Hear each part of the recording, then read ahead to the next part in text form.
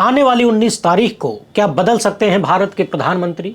क्या नरेंद्र मोदी को जल्द ही पीएम पद से इस्तीफा देना पड़ेगा?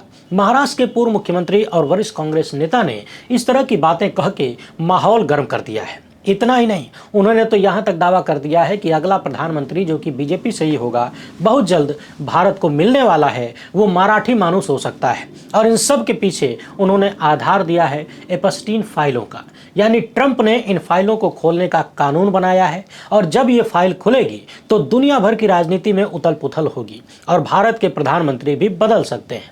पिछले कुछ ही घंटों में कई लोगों ने हमसे ये सवाल किया कि महाराष्ट्र के इतने वरिष्ठ नेता ये क्या दावा कर रहे हैं, क्या ये संभव है? ये एपस्टीन फाइल क्या है? इस फाइल में ऐसा क्या हो सकता है जो खुलेगी तो अमेरिका में और पीएम भारत के बदल जाएंगे? ये कौन सी फाइल है जिन्हें पब्लिक करने के लिए डोनाल्ड ट्रंप को संसद से कानून पास करवाना पड़ा?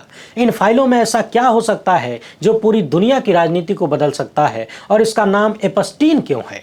क्या सच में ये फाइल हमारे 75 वर्षीय बुजुर्ग प्रधानमंत्री को कुर्सी छोड़ने पर मजबूर कर सकती है? इन सभी सवालों के जवाब इस वीडियो में ढूंढने का प्रयास करेंगे और देखेंगे कि क्या बिहार की प्रचंड कथित वोट चोरी वाली जीत का जश्न गुजराती जोड़ी के लिए फीका पड़ने वाला है। उधर प्रधानमंत्री पर एक बार फिर से देश की कीमत पर सेठ को लाभ पहुंचाने के लिए विदेशी यात्रा करने का आरोप लग रहा है और बिहार में एनडीए की सरकार इसकी टोपी उसके सर करना शुरू कर चुकी है। जो पैसा बांटा गया था 10-10 हजार ना, उनकी वसूली का कार्यक्रम भी शुरू होने वाला है, हो चुका है।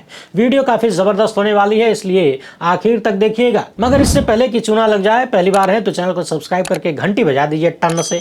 हर एक वीडियो को लाइक और शेयर करना आपकी जिम्मेदारी है। इसके अलावा आपको मालूम है कि हम किसी धन्ना सेठ या राजनीतिक दल के दम पर नहीं चलते, तभी खुलकर उन मुद्दों पर बात हो पाती है जिन्हें छुपाने के लिए गोदी मीडिया को पैदा किया गया है। हमारा काम पसंद आता हो तो इसकी QR कोड या फिर मोबाइल नंबर का प्रयोग करते हुए जो भी हो सके आर्थिक सहयोग भेजने का प्रयास जरूर करें। बहुत बहुत धन्यवाद। पिछले 11.5 साल में देश में तमाम ऐसी घटनाएं हुई जब मोदी सरकार के ऊपर भारी दबाव था, चाहे वो आतंकवादी घटनाएं हों, चाहे कोविड का मिसमैनेजमेंट हो, रेल दुर्घटनाएं हों, उसमें सैकड़ों हजारों लोगों की मौत हो, भ्रष्टाचार के आरोप हों या फिर परम मित्र अडानी का शेयर बाजार वाला कथित फ्रॉड जिसने पूरी दुनिया में तहलका मचाया, प्रचंड बेरोजगारी हो या फिर महंगाई।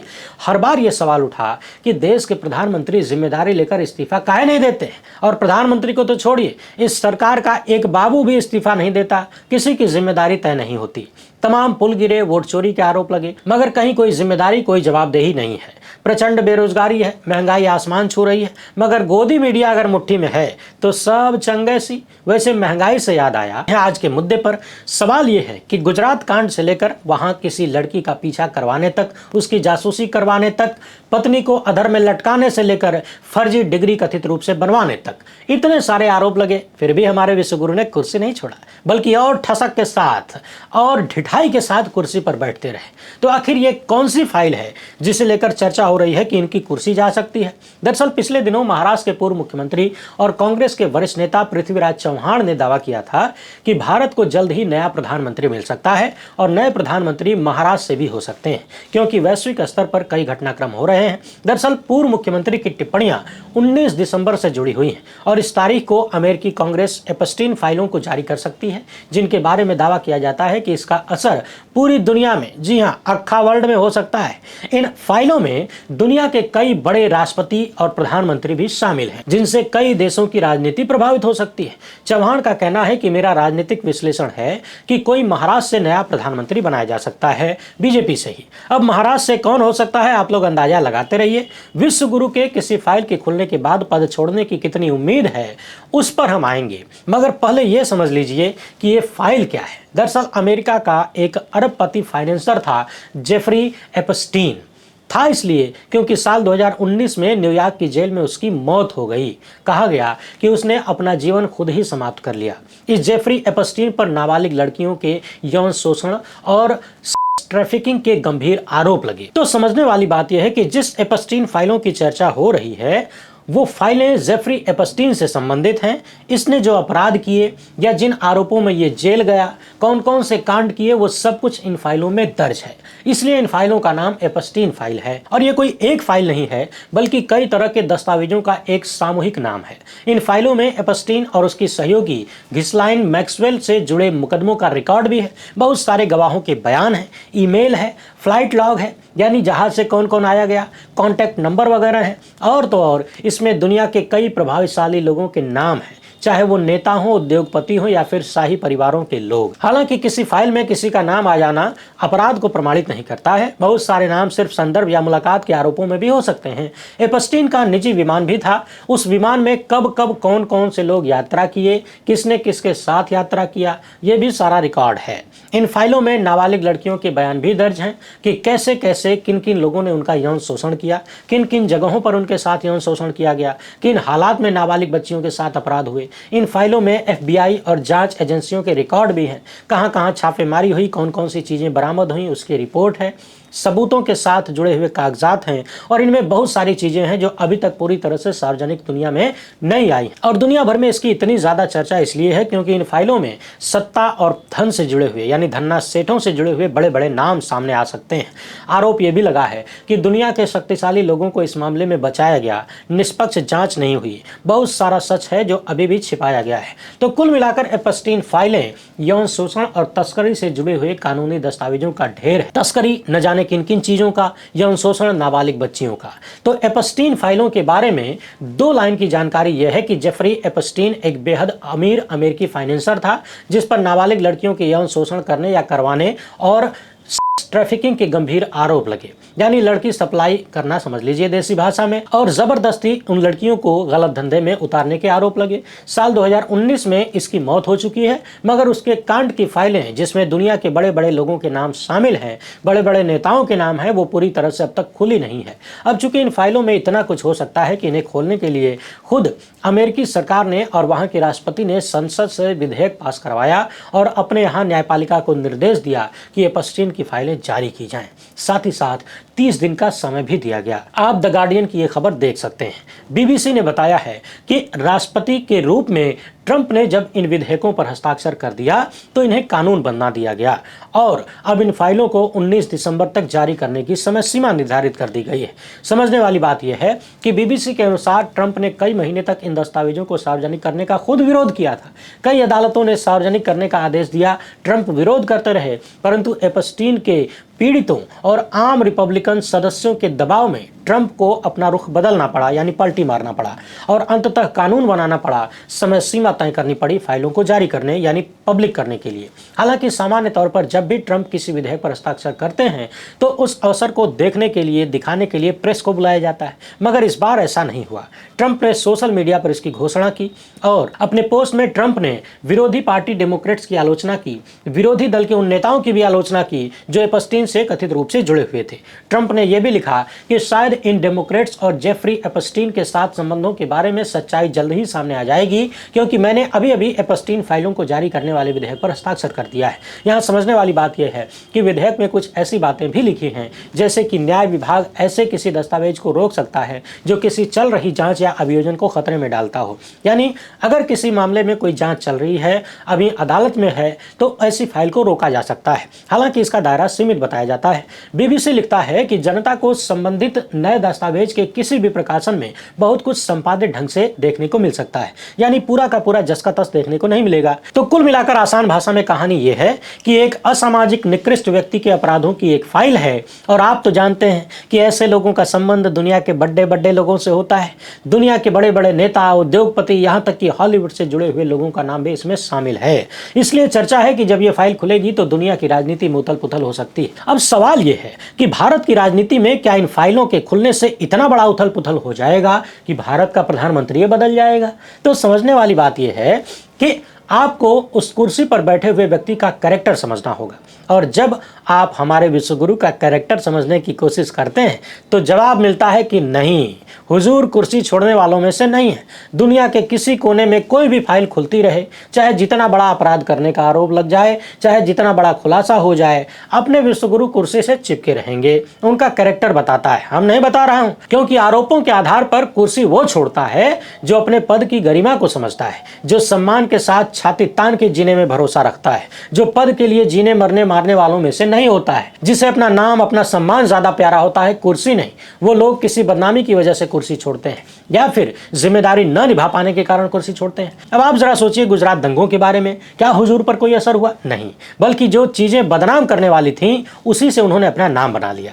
आप मणिपुर को याद करिए, लगभग 2 साल तक जलता रहा, न जाने कितने लोग मारे गए, सब कुछ बर्बाद हो गया, क्या कोई असर हुआ? आप किसान आंदोलन को याद करिए, कोविड महामारी को याद करिए, पुलवामा से लेकर उरी, पठानकोट, पहलगाम के हमले को याद करिए। उसी अमेरिका से हिंडनबर्ग रिसर्च की रिपोर्ट आई, परम मित्र अडानी पर कितने सारे गंभीर आरोप लगे, फ्रॉड के विश्वस्तरीय आरोप लगे, मगर विश्वगुरु आज तक सेठ को बचाने और सेठ का धंधा चमकाने में लगे हुए हैं। अभी एक नई कहानी सामने आ रही है, उस पर भी बात करेंगे। देश के नौजवानों से लेकर पहलवानों तक ने कौन कौन से आरोप इस सरकार पर नहीं लगाए। तमाम बीजेपी नेताओं पर यौन शोषण के आरोप लगे, कुछ पर तो सिद्ध हुआ, मगर क्या कोई असर है? बल्कि उल्टे बार बार बलात्कारियों को बचाने के आरोप लगते हैं। बलात्कारी बाबाओं को जेल से बाहर निकाला जाता है चुनाव जितवाने के लिए, और असर न हो इसके लिए मोटी चमड़ी की आवश्यकता होती है। और आपको यह भी पता है कि चमड़ी कितनी मोटी है। और फिर जब देश का पूरा मीडिया अपने कब्जे में हो, जब पीएमओ से कथित रूप से व्हाट्सएप निर्देश लेकर दुनिया का सबसे बड़ा लोकतंत्र और वहां का मीडिया चलता हो, और चलता ही नहीं बल्कि रेंगता हो, तो फिर दुनिया के किसी कोने में कोई भी फाइल खुल जाए, हमें नहीं लगता कि विश्वगुरु किसी बदनामी के डर से कुर्सी छोड़ने वाले हैं। और हाँ, इस मुगालते में भी मत रहिएगा कि एनडीए का कोई सहयोगी दल इन्हें छोड़कर चला जाएगा, क्योंकि हुजूर किसी को साथ लेने से पहले वो साथ छोड़कर जा न सके इसका जुगाड़ कर लेते हैं। उनके बारे में ये कहावत मशहूर है, जो भी साथ आता है उसकी ऐसी कमजोर नस पकड़ ली जाती है, और यदि कमजोर नस न मिले तो पहले कमजोर नस बनाई जाती है, फिर पकड़ी जाती है कि अगला आदमी कभी आंख भी न दिखा सके। साथ छोड़ना तो बहुत दूर की बात है। तो भले ही महाराष्ट्र के पूर्व मुख्यमंत्री को यह लगता हो कि एपस्टीन फाइलों में कुछ ऐसा खुलेगा जो हुजूर की कुर्सी हिला सकता है, मगर हुजूर का कैरेक्टर कहता है कि अपन हटेगा नहीं, चाहे कोई फाइल खुल जाए। बदनामी से वो डरते हैं जिन्हें नाम की चिंता होती है। अरे हम तो बदनामी से ही नाम बना लेते हैं जी। अब इधर देखिए, पत्रकार रवि नायर, जिन्होंने हमारे विश्वगुरु के परम मित्र के धंधे और धंधे में फ्रॉड को लेकर बहुत सारी रिपोर्टिंग किया है, इन्होंने लिखा है कि प्रधानमंत्री नरेंद्र मोदी दिसंबर में इथियोपिया जा रहे हैं आधिकारिक दौरे पर, जैसा कि उनके कैलेंडर में दर्ज है। अब तक अडानी ग्रुप ने व्यक्तिगत रूप से उस देश के साथ किसी भी प्रकार की साझेदारी की घोषणा नहीं किया है। ट्वीट को नोट कर लीजिए, और कुछ नहीं कहूंगा। अब इसे अगर हम आसान भाषा में समझने समझाने की बात करें तो रवि नायर ने ये बातें इंडिया इंफ्रा रिपोर्ट नाम के ट्विटर हैंडल पर की गई इस ट्वीट के जवाब में लिखा है, जिसमें बताया गया है कि अडानी ग्रुप रिन्यूएबल एनर्जी और सोने की खदानों तथा इंफ्रा इन्वेस्टमेंट के लिए इथियोपिया पर नजर दौड़ा रहे हैं, यानी वहां नजर है इनकी। ध्यान रखिएगा, इंडियन इंफ्रा रिपोर्ट नाम के ट्विटर हैंडल पर यह बात 22 जुलाई 2025 को लिखी गई थी, यानी 4-5 महीने पहले ही अडानी ग्रुप इथियोपिया में धंधा सेट करने के बारे में सोच रहा था। और अब खबर आई है कि हमारे विश्वगुरु इथियोपिया जा रहे हैं। इसी को लेकर रवि नायर लिख रहे हैं कि अब तक अडानी ग्रुप ने इथियोपिया में व्यक्तिगत रूप से किसी बिजनेस डील या साझेदारी की घोषणा नहीं किया है, और इशारा दे रहे हैं कि हो सकता है कि विश्वगुरु के दौरे के बाद धंधा सेट हो जाए सेठ का। अब आप ही लोग अंदाजा लगाइए कि 2014 के बाद से लगातार एक व्यापारी के लिए काम करने का आरोप लगता रहा है हुजूर पर। हिंडनबर्ग रिपोर्ट ने पूरी दुनिया में तहलका मचाया। इतने सारे खुलासे और आरोपों के बाद भी विश्वगुरु की जगह कोई और व्यक्ति होता तो क्या वो कुर्सी पर बना रहता, और बना भी रहता तो क्या आए दिन उसी सेठ के लिए फिर से काम करने का आरोप झेलता रहता और काम करता हुआ दिखता? अब इन सवालों का जवाब होना चाहिए कि बिल्कुल नहीं। इतने सारे खुलासों के बाद, इतने आरोपों के बाद तो कोई भी व्यक्ति कम से कम ऊपर से तो दिखाने के लिए संबंध तोड़ ही लेता और कुछ नया ऐसा न करता जो फिर से बदनामी का कारण बने। तो कुल मिलाकर जो बात मैं बार बार कहता हूं कि बड़े बड़े कांड करने पड़ते हैं दुनिया में, यूं कोई विश्वगुरु नहीं होता। तो उस बात को याद रखिए और विश्वगुरु का बिहार वाला कांड देखिए। पत्रकार रणविजय सिंह दावा कर रहे हैं कि बिहार में कुछ लोगों को 10-10 हजार रुपए वापस करने का नोटिस जारी हुआ है। चुनाव के दौरान बीजेपी और जेडीयू सरकार ने लोगों के खाते में 10-10 हजार रुपया भेजा था, अब वापस मांगा जा रहा है। कहा जा रहा है कि महिलाओं की जगह पुरुषों के खाते में भी 10-10 हजार रुपया चला गया है, अब वसूली हो रही है। सवाल यह है कि क्या सरकार वोट भी वापस करेगी? इतना सुनकर अगर आपको लग रहा है कि ये तो धोखा हो गया, बिहारियों को ठग लिया गया, तो आप गलत हैं। यदि बिहार के लोगों ने 10 हजार रुपया पाकर वोट दिया है, यानी घूस लेकर वोट दिया है, तो वो इसी लायक हैं। क्या उन्हें मालूम नहीं था कि मध्य प्रदेश में बीजेपी ने क्या किया, महाराष्ट्र में क्या किया? पहले पैसे बांटे, फिर कैसा खेला हुआ, कैसे किसानों से भी कई जगहों पर पैसे वापस मांगने की खबरें आई। तो जो बीजेपी दूसरे राज्यों में ये खेल कर सकती है, वो बिहार में काहे नहीं करेगी? बिहारियों ने ऐसा कैसे सोच लिया? और फिर हर व्यक्ति को ये मालूम होना चाहिए कि कुछ भी मुफ्त में नहीं मिलता है, वसूली आप ही से होगी। और देखिए, ये खबर बता रही है कि जीविका दीदियों के 2 लाख रुपए मुफ्त योजनाओं के पैसे वसूलेगी सरकार। सर्किल रेट दोगुना तक बढ़ाने की तैयारी है। घर बनाना महंगा हो जाएगा और बिजली के रेट बढ़ेंगे। यानी पहले 10-10 हजार महिलाओं को दे दिया गया, अब 2-2 लाख देना है तो पैसा आएगा कहां से? तो मुफ्त योजनाओं के लिए पैसा जुटाने का लूट प्लान बिहार की सरकार ने बना लिया है। अब बिहार में बिजली महंगी होने वाली है, घर बनाना महंगा हो जाएगा, जमीन खरीदना सब महंगा हो सकता है। सर्किल रेट दोगुना करने की तैयारी है। अवैध खनन पर सख्ती की जा रही है और सख्ती का मतलब आप तो जानबे करते हैं, महंगा करना है, ज्यादा वसूलना है। वैसे भी बीजेपी और जेडीयू की सरकारें इस चीज में बड़ी माहिर है। जो भी प्रोडक्ट महंगे दाम पर बेचना है या फिर उससे ज्यादा पैसा कमाना है उस पर बैन लगा दो। अब शराबे को ले लीजिए, बिहार के किसी भी कोने में अंग्रेजी से लेकर देसी ठर्रा तक जो भी ब्रांड चाहिए आपको तुरंत डिलीवरी उपलब्ध है, एकदम पिज्जा की तरह। 4-5 साल पहले जब मैं बिहार गया था तब भी यही कहानी सुनने को मिली थी और अभी पिछले महीने बिहार गया था तब भी ऑन कैमरा वहां के लोगों ने कहा कि बताइए पत्रकार साहब कौन सा ब्रांड चाहिए, अभी मंगवाते हैं, तुरंत बैठ के पीते हैं। हाँ, फर्क बस इतना था कि दाम 2-3 गुना देना पड़ेगा। यही फार्मूला बिहार में नीतीश कुमार ने लगाया, गुजरात में हमारे विश्वगुरु ने लगाया, नरेंद्र मोदी ने लगाया। और शराब ही नहीं, नशे की तमाम चीजें नमकीन बिस्किट से भी ज्यादा आसानी से उपलब्ध हैं। सप्लाई बढ़ गई है, डिलीवरी बढ़ गई है और खपत भी बढ़ गई है। बस दिक्कत इतनी सी है कि महंगा हो गया है। तो जब बालू यानी अवैध खनन पर सख्ती होगी, बालू महंगा हो जाएगा और बालू महंगा होगा तो जेब किसकी ढीली होगी? बिहार के लोगों की। और जेब ढीली होगी तभी तो जीविका दीदियों को पैसा बांटा जाएगा। आखिर जनता कब समझेगी कि एक जेब में डालने के लिए आप ही की दूसरी जेब से निकाला जाता है? टेंशन वाली बात यह है कि निकालते ज्यादा हैं और देते कम हैं। बीच में कमीशन भी तो खाना है। आखिर पार्टी कैसे चलेगी? लेकिन आप लोग टेंशन मत लीजिए, नेताओं की पार्टी यूं ही चलेगी, भले ही आंटी पुलिस बुला ले।